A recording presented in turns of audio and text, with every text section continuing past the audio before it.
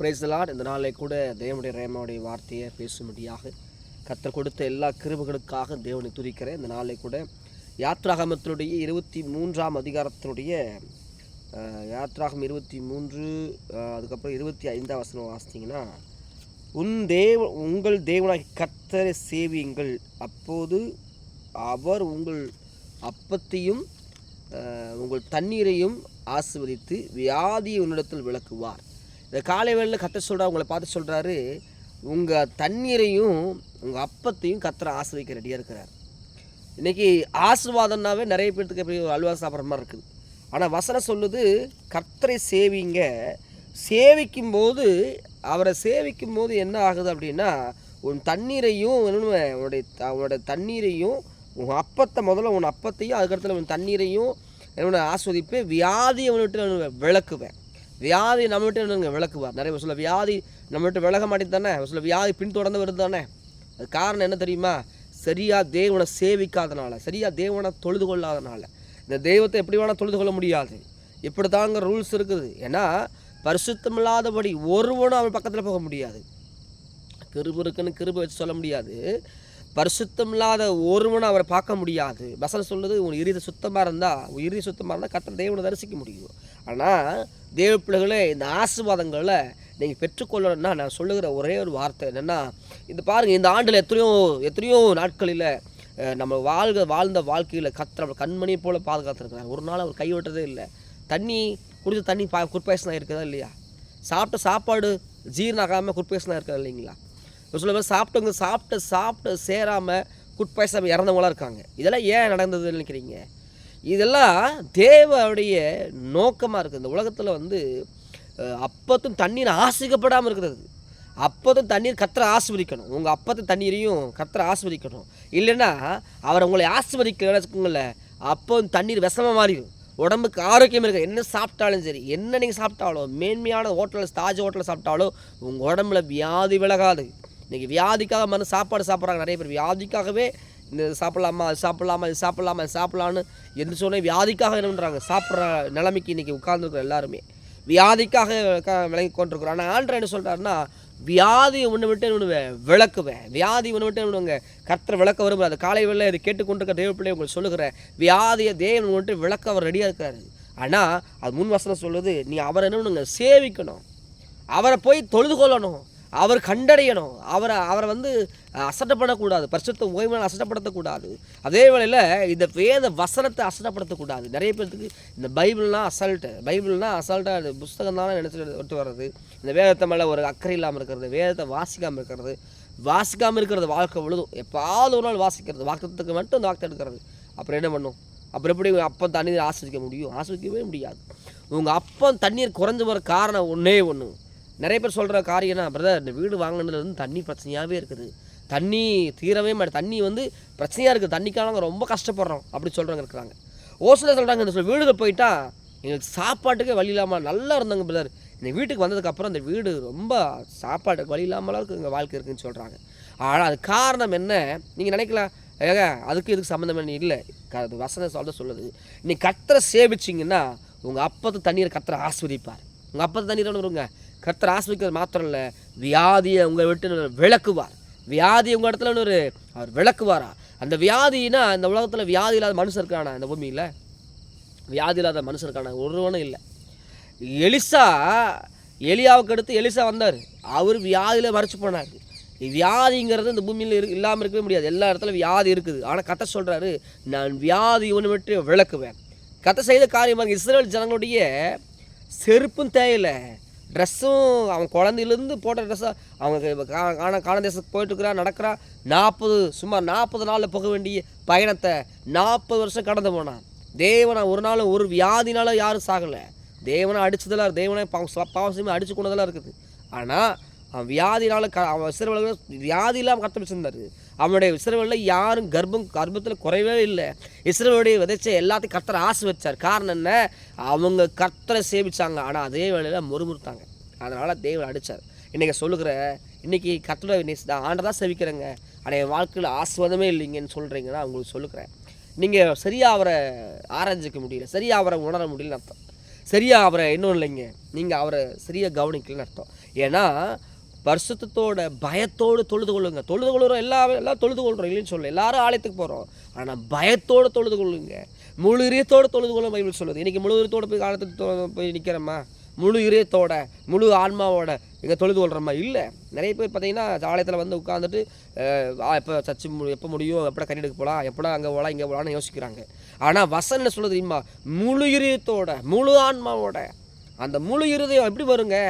தேவன் மேலே இருக்கிற அன்பின் நிமித்தம், கர்த்தர் நமக்கு பாராட்டி வந்த அன்பின் நிமித்தம், அவர் மேலே வச்சிருக்க திட்டம். ஆண்டவரே என்னை இவ்வளோலாம் நேசிச்சிங்கன்னு சொல்லி நீங்கள் ஆராய்க்கு வந்துட்டீங்கன்னா உங்களால் ஆராதனை பண்ணாமல் இருக்க முடியாது, துதிக்காமல் இருக்க முடியாது. ஒருத்தர் சொல்லிட்டே இருக்க தேவையில்லை. நீங்கள் அறியாமல் அழுது கொண்டு இருப்பீங்க, அறியாமல் ஆண்டவரை செய்த பாராட்டி வந்த நன்மையை. நமக்காக ஜீவனை கொடுத்துருக்குறாரு. அதை விட உலகத்தில் இருந்துங்க பணம் 500 நோட்டு தான் பெருசாக தெரியும். ஒரு நேரத்தில் இந்த பணம் இருந்தால் நிறைய பேருக்கு வார்த்தையே வரும், வசனமே வரும், ஒரு சிலருக்கு துதிக்கிறக்கே வரும். குறை இருக்குதுன்னா அவங்க துதிக்கவே மாட்டாங்க. எனக்கு என்ன செஞ்சிட்டீங்க ஆண்டவரை, எனக்கு ஏன் இப்படி பண்ணிட்டீங்க, ஏன் அப்படி பண்ணிட்டீங்கன்னு ஆண்டரை என்னென்னு கேள்வி கேட்டு கொண்டிருப்பான். அவன் ஆலயத்தில் வந்து கேள்வி கேட்குறது மட்டும்தான் இருக்கும். ஒன்றும் ஆண்டவர்கிட்ட ஆஸ்பத்திரி பெற்றுக்கொள்ள முடியாது. அவன் கேள்வி கேட்டுக்கொண்டு கடைசி வரை கேள்வி கேட்டே இருக்க வேண்டியதுதான். இல்லைங்க, கர்த்தரை சேவிக்கணும், கர்த்தரை பயத்தோடு தொழுது கொள்ளணும். அவர் யெகோவா சம்மா, யெகோவா ரப்பா, அவரை தொழுது கொள்ளுகிற கூட்டமான கர்த்தர் அழைச்சிருக்கிறார். ஏன் நீங்கள் ஆண்டவர் என்னை உங்களை தெரிஞ்சு கொள்ள நோக்கம் என்ன? தேவனை தொழுது கொள்ளுகிற ஜனக்கூட்டமாக கர்த்தர் தெரிந்து கொண்டார்.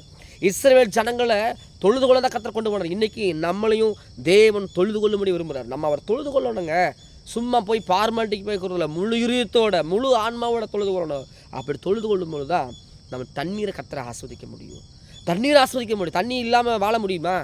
தண்ணிக்காக தேசமே யுத்தமே வரப்போகிற நாட்களில். இப்போ தண்ணி அங்கே பெருதெடுத்து ஓடுது. ஆனால் குறிப்பிட்ட நாட்களில் தண்ணி பஞ்சம் வந்து தேசம் முழு சண்டையாக யுத்தமே நடக்க போகுது. அவ்வளோ தண்ணி பஞ்சம் வரப்போகுது. தண்ணி பஞ்சம் ஒரு நாள் வரப்போகுது. அதான் சொல்கிறேன், திரும்ப சொல்கிறேன், உங்கள் தண்ணி வீட்டில் ஓடுகிற தண்ணி கூட கர்த்தர் ஆஸ்வதிக்க விரும்புகிறாரு. ஏன்னா இன்றைக்கி தண்ணியில் கூட கிருமி வருது, தண்ணியில் கூட என்ன வருதுங்க, நுண்கிருமி வருது. தண்ணி குடிக்கிறவங்க வாழ்க்கையில் ஒரு சில வாழ்க்கை தண்ணி குடிச்சதுக்கப்புறம் நீ குடிச்ச தண்ணியில் டெஸ்ட் பண்ணி பார்க்குறாங்க, தண்ணிக்குள்ளே கிருமி இருந்ததுங்க.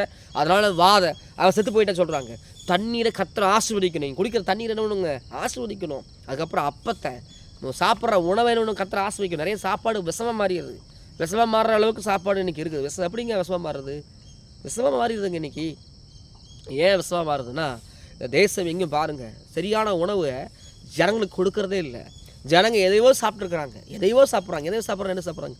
கெமிக்கல், எல்லாம் கெமிக்கல். விவசாயிகள் தமிழ்நாட்டுடைய முதுகெலும்புன்னு சொல்கிறாங்க. விவசாயிகள் தான் முதுகெலும்பா, அதான் உண்மை. ஆனால் இன்றைக்கி எல்லா உணவு பண்டங்களிலும் என்ன இருக்குதுங்க அப்படின்னா, நிறைய கெமிக்கல் இருக்குது. கெமிக்கல் இல்லாத உணவு பண்டமே இன்றைக்கி இல்லை. ஆனால் இயற்கையாக சாப்பிட்றதுக்கு யாருக்கும் பிடிக்கிறது இல்லை. போய் பாஸ்போர்ட்டு அந்த கடை இந்த கடை சாப்பிட்டு வியாதி சம்பாரிச்சிடறோம். கர்த்தர் நம்மளை ஆசை கூட ஒரு சில நேரத்தில் போய் பாஸ்போர்ட் ஐட்டங்களே சாப்பிட்றது, போய் பரோட்டா சாப்பிட்றது, எந்நேரம் கடையில் போய் சாப்பிட்றது, இதெல்லாம் வியாதி கொண்டு வரும். தேவப்பிள்ளையே உன் வீட்டில் இருக்கிற தண்ணீரை கர்த்தர் ஆஸ்வதிக்க விரும்புகிறாரு. உன்னுடைய குடும்பத்தில் இருக்கிற அப்பத்தை ஆஸ்வதிக்க விரும்புகிறாரு. அதுக்கு கீழே பாருங்கள், உன் வியாதியை விளக்க விரும்புகிறாரு. இன்றைக்கி நிறைய பேர் வாய் கட்டுப்பாடு இல்லாமல் சாப்பிட்றவங்க இருக்கிறான், என்ன இச்சை அடக்கம் இல்லாமல் சாப்பிட்றவங்க இருக்கிறான். அதனால் அவனுக்கு ஒரு வியாதி வருது. அவன் சாப்பிட்ற சாப்பாடுக்கு வியாதி வருது. இப்போ பெருந்திரிக்காரனுடைய கழுத்தில் என்ன பண்ணணும், கத்தி வைக்கணுமா? பெருந்திரிக்காரன் ஒருவேளை சாப்பாடு இல்லாமல் அவனுக்கு ரோட்டில் கிடக்கிறான், ஒருவேளை சாப்பாடு இல்லாமல் தெருவில் கிடக்கிறான். எத்தனையோ சகோதரமாக இருக்கிறாங்க, எத்தனையோ சகோதரிமாக இருக்கிறாங்க. ஆனால் இவன் பெருந்துரிக்காரனாக இருக்கிறான். அவன் பெருந்தினால அவன் இறுதி நிறைஞ்சிருக்குது. அது சாப்பிடலாமா, இது பயங்கரமாக இருக்குது. அப்போது தேவனை அதை எப்படி ஆஸ்வதிக்க முடியும்? தேவ பிள்ளைகளை சொல்லுகிற நீங்கள் உங்களுக்கு சொல்லுகிறேன், நீ கர்த்தரை பயத்தோட நடுக்கத்தோடு அவர் தொழுது கொள்ளுங்க. ஒன்று. ரெண்டாவது, சாப்பாடு கொடுத்தோன்னே ஒரு தட்டை வச்சோன்னே ஒரு வெறித்தனமாக சாப்பிடுவாங்க. பார்த்துருக்கேன் நான். தட்டை வச்சோன்னே ஒரு ப்ரேயரோடு பண்ணாமல் வெறித்தனமாக அந்த சாப்பாடு கிடச்சதே பார்க்காத மாதிரி அப்படியே சாப்பிடுவாங்க. இல்லை, ஒரு நிமிஷம் கைகளை உயர்த்தி நன்றி சொல்லி சாப்பிட்டு பாருங்கள், கர்த்தரை ஆஸ்வதிப்பார், சீரியஸாக ஆஸ்வதிப்பார். தண்ணி குடிக்கிறதுக்கு முன்னாடி, அப்பா உனக்கு நன்றி, தண்ணி கூட கிடைக்காம எத்தனையோ பேர் இருக்கிறாங்களே, தண்ணீரை கொடுத்தீங்களே, தண்ணீரை ஆஸ்வதிங்க அப்படி சொல்லி குடிச்சு பாருங்கள். கர்த்தர் தண்ணீரை மருந்தாக மாற்றிடுவார். உணவாக அந்த உடம்புல ஒரு பயங்கர சத்துள்ள ஆகாரமாக மாற்றிடுவார். தண்ணி ரொம்ப நல்லது உடம்புக்கு. ஆனால் தண்ணியே ஒரு சில நேரத்தில் ஒரு சில சொல்லுவாங்க, பிரதர் தண்ணி ரொம்ப இருக்குங்கிறாங்க, நீராக இருக்குங்கிறாங்க. வியாதியாக இருக்குது உடம்பு ஃபுல்லாக. தலையில் கை வச்சா தலையில் வியாதிங்கிறான், கண்ணில் கை வச்சா கண்ணில் வியாதிங்கிறான், உடம்பு ஃபுல்லாக வியாதிங்கிறான், எதுக்கு எடுத்தாலும் வியாதிங்கிறான். காரணம் என்ன? சாப்பிடுகிற உணவே விஷமாக இருக்குது, குடிக்கிற தண்ணியே விஷமாக இருக்குது. என்ன காரணம்? கர்த்தரை சரியான சேவிக்கிறது இல்லை, பயத்தோடு நடுக்கத்தோடு தொழுது கொள்றது இல்லை.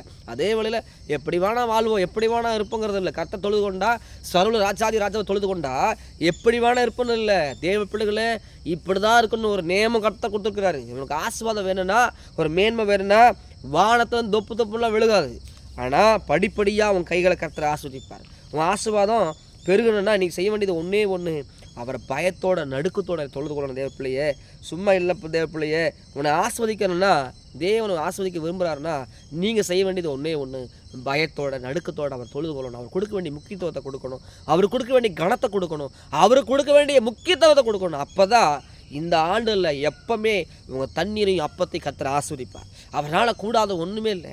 இயற்கைக்கு அப்பாற்பட்ட காரியம் செய்கிற ஆண்டவர். அவரை போல உலகத்தில் ஒன்றாக இல்லை, அவரை போல ஒரு தெய்வம் இல்லவே இல்லைங்க. வானாதி வானம் விட்டுருக்கிறவர் மனதுருகிற தெய்வம் சொல்கிறார், எனக்கு காலையில் உன்னை ஆஸ்வதிக்கவே நான் ஆஸ்வதிக்குவேன். இந்த காலை வேளையில் உங்களை ஆஸ்வதிக்க ரெடி. உங்களை அவர் வியாதி விட்டு விளக்க, உங்கள் சரீரத்தில் வியாதியை விட்டு விளக்க ரெடியாக இருக்கிறாரு. ஆனால் நீங்கள் செய்ய வேண்டியது ஒன்றே ஒன்று, ஆண்டவரே நான் சமூகத்தில் உண்மையை தொழுது கொள்கிறேன், எனக்குள்ளே ஏதாவது குறைகள் இருந்தால் மன்னிச்சிருங்க. எனக்குள்ளே வியாதி காரணம் ஏதோ ஒரு வியாதி வருதுன்னா, ஏதோ ஒரு காரணம்லாம் வியாதி வரவே வராது, சீரியஸாக வரவே வராது. ஒன்று பரிசுத்தவான்களுக்கு வருகிற வியாதி. ஒரு சில பரிசுத்தவான்கள் பாருங்கள், குறிப்பிட்ட வயசில் மரிச்சு போயிடுறாங்க, அவங்க செத்துட்டாங்க. அப்படி இல்லை, தீங்கு நாளுக்கு முன்னாடி நீதிமான் எடுத்துக்கொள்ளப்படுறான். இந்த பூமியில் தீங்கு நாளுக்கு முன்னாடி நீதிமான் எடுத்துக்கொள்ளப்படுறான், அது வேற. ஆனால் எதெடுத்தாலும் வியாதி, வியாதியோ வியாதி, பிறந்ததுலேருந்து வியாதி. இதெல்லாம் என்ன நினைக்கிறீங்க? எங்கோ இடத்துல நம்ம வாழ்க்கையில் தேவனுக்கு விரோதமாக காரியம் இருக்குது, அதனால தான் வியாதி, பலவீனம், ஏதோ ஒரு தச்சையில் இயற்கை நேச்சராக ஒரு விஷயம் இருக்குன்னு தெரியாது. ஆனால் பிறந்ததுலேருந்து வியாதி சொல்கிறீங்கன்னா, ஒன்று சொல்லுகிறேன், ஒன்று பிசாசு கை வச்சுருக்கான் மேலே, ஒன்று தேவனுடைய உக்கரம் மேலே இருக்குது. சரி சொல்லுங்க, புரியுதுல? பிசாசு மேலே கை வச்சுருக்கான், ஏதோ இடத்துல வியாதி கொடுத்து வச்சிருக்கிறான். அது காரணம் என்ன? ஏதோ இடத்துல கர்த்தர் கனவனமாக இருக்கிறேன், கர்த்தர் மேலே சரியாக ரெஸ்பாண்ட் பண்ணாமல் இருக்கிறேன், கர்த்தர் மேலே உண்மையாக பயத்தோடு நடுக்கத்தோடு இல்லாமல் தைரியமாக என்ன பண்ணுறேன், வாழ்க்கையை வாழ்கிறேன். தைரியமாக கர்த்தர் பார்த்தா என்ன, எனக்கு அதை பற்றி என்ன தைரியமாக பாவம் செய்கிறேன். அதனாலேயே வியாதி பலவீனங்கள் சொல்ல போறீங்களா? தேவ பிள்ளையில காலம் பொல்லாதான் இருக்குது. பாருங்கள், மாத்திரை கேப்சூல் மாத்திரையில் ஆணி வச்சு அனுப்புகிறாங்க. நம்ம சாப்பிடுகிற மாத்திரை நல்ல மெடிக்கல் மாத்திரைன்னு சொல்லி சாப்பிடுகிற அந்த மாத்திரைக்குள்ளே குட்டி குட்டி ஆணி இருக்குது. இது உள்ளே போய் குடலை கிழிச்சு அவன் அந்த நிலைமை நினச்சி பாருங்கள். இந்த உலகத்தில் உட்காந்துருக்குறோம், யாரை வேணால் நம்ம சாப்பிட்லாம், பணத்தை வேணால் எவனை வேணால் ஏமாத்துற உலகத்தில் உட்காந்துருக்குறோம். இந்த உலகம் அப்படி தான் இருக்குது. ஆனால் உங்களையும் எம்மேலையும் வச்ச கரிசனை உள்ள தெய்வம் உங்களோடு இருந்தால் மட்டும்தான் உங்களை பாதுகாக்க முடியும், நடத்த முடியும். அதனால் தேவ பிள்ளைகளை நீங்கள் அவர் பக்கத்தில் போய் ஆண்டவரை என்னை ஆசீர்வதிங்கன்னு கேட்கறதுக்கு முன்னாடி என்னை பரிசுத்தமாக்கன்னு கேளுங்க, உங்கள் வாழ்க்கையை அவர் மாற்றுவாராங்க. God bless you. ஜெபம் பண்ணலாமா? பரிசுத்த நல்ல பிதாவே, இந்த காலை வேளையில் யாரெல்லாம் ஆசைக்கு சித்தம் வச்சுருக்கீங்களோ அவங்களை ஆசீர்வதிங்க, தண்ணீரை ஆசீர்வதிங்க, அப்பத்தை ஆசீர்வதிங்க, வியாதியை விட்டு விளக்குங்க. ஆனால் முதல்ல அதுக்கு முன்னாடி உங்களை சேவிக்கிறோம். அந்த காலையில் ஆண்டவரே முழு இதயத்தோட முழு ஆன்மாவோடு நாங்கள் சேவிக்கிறோம். ஆண்டவரே இந்த ஆன்லைனில் யாரெல்லாம் என்னோடு கூட ஆண்டவர் வருமானமா ஆண்டவரே எது குறைந்தாலும் மனுஷன் கேட்குறாங்களோ அவங்க வாழ்க்கையை ஆசீர்வதிங்க. அவங்களுடைய வாழ்க்கையில் இருக்கிற எல்லா போராட்டங்களும் முடிவுத்தாங்க, வியாதியை விட்டு விளக்குங்க, தலையை உயர்த்து பண்ணுங்க, ஜீவனோட சாட்சி எழுப்பித்தாங்க. நேசனாக இயேசு சாமி மூலம் நான் ஜெபித்து பெற்றுக்கொள்ள நல்ல பிதாவே. ஆமேன், ஆமேன், ஆமேன். God bless you.